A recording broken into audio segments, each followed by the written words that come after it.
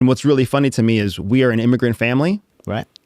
And the vast majority of my family is heavily conservative because they know what they came from. Right. So you say you're first generation American. What ethnicity are you? So I'm 3/4 Mexican and 1/4 Navajo Indian. Okay. So, and I come from Mexico. The northern part of Mexico is where my grandmother and my grandfather essentially came from. Yeah. Everybody relocated to El Paso, Texas, and that was kind of where our U.S. journey started as a family. And then we've spread since then. Now we've got family in Arizona and Texas and Pennsylvania. And what's really funny to me is we are an immigrant family. Right.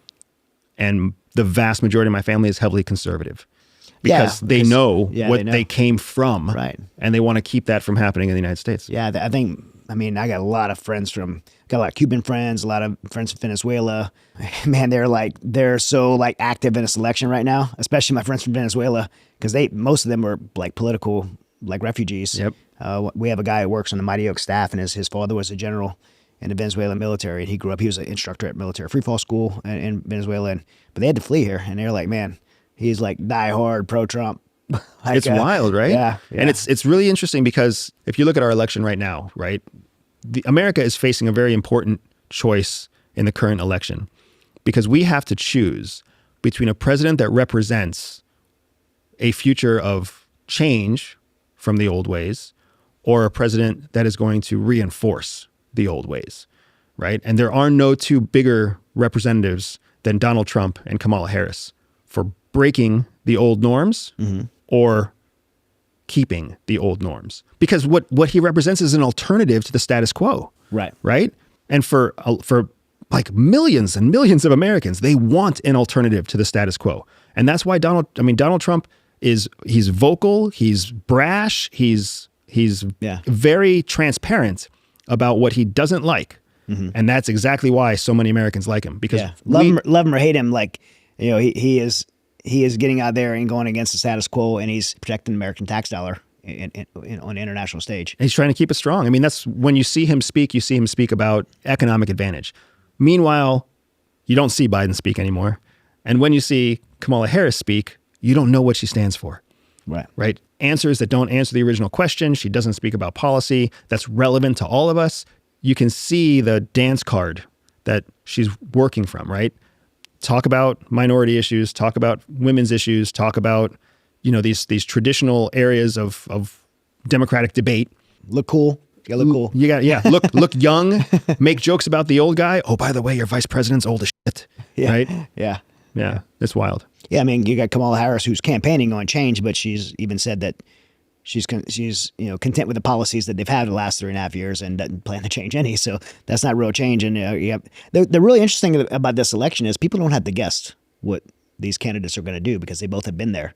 So if you really get past the individuals and the personalities and the likes and dislikes of those, people, you can actually go back and inventory and look at the decisions that they have made and been part of. And you can see too that the reason this election is so close isn't because there's so many people who liked both candidates.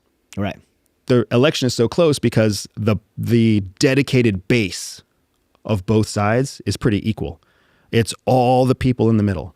All those purple independent Americans who are true blue independents, who will vote their conscience, who will vote for the policies that matter to them. Those people are the ones that are going to determine the outcome. Yeah. It's not the far left. It's not the far right. It's not the people who believe that the candidate is, heaven sent. It's the people who really are practical and pragmatic about thinking where they want their country to go. And that's what makes it hard. It's what makes it hard to predict who's next. Yeah. Yeah, it's a good thing. I don't believe the polls, by the way, but just because you're smart enough. You're smart enough to know the flaws of polls. I don't believe the polls. We're talking about Ukraine and that's proxy World War III. Just a direct question: do you believe that President Trump, as president-elect or president of the United States, has the ability to negotiate a ceasefire? If we want peace quickly, Donald Trump is the best option. Okay. I'm not saying he's the perfect option. Sure. But if you want hostilities to stop in Israel, if you want hostilities to stop in Europe, if you want hostilities to stop in Asia, Donald Trump's the only one that can do it. Because Kamala Harris, every decision she makes, she's going to run it past the DNC first. Hey, guys, I was thinking about doing this as president. What do you think? And all of her advisors... You have to laugh. And somebody else is going to tell her whether or not it works or not, right? Yeah. And that has nothing to do with her youth. It has nothing to do with her race or her gender. It has nothing to do with any of that. It just has to do with the fact that she was groomed by a party to take a role in the same fashion that Obama was groomed, in the same fashion that Biden was groomed. They are not independent decision makers. Right. They do what the party tells them to do.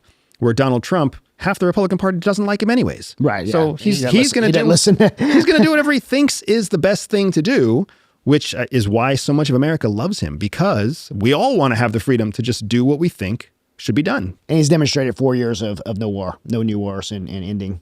Honestly, one of the biggest things for me was seeing how little of Trump's policies were changed by the Biden administration. Yeah. The vast majority of Trump's policies, about 65% of his policies, were all carried over into the Biden administration. They were renamed.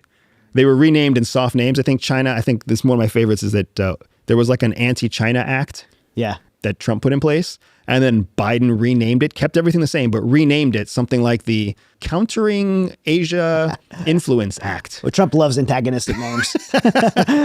So, it's as ridiculous as it is. Yeah.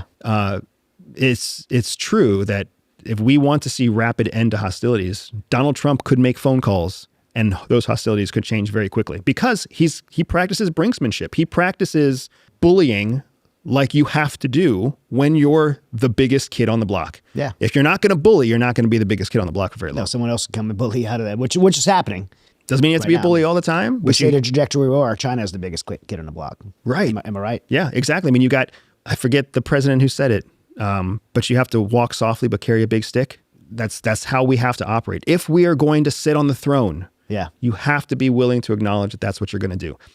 If you don't want to sit on the throne anymore because, you carry different pronouns and you have different colored hair and you're 18 years old, then that's fine. You don't have to sit on the throne, but somebody else still wants to, and somebody else will if we don't do it ourselves.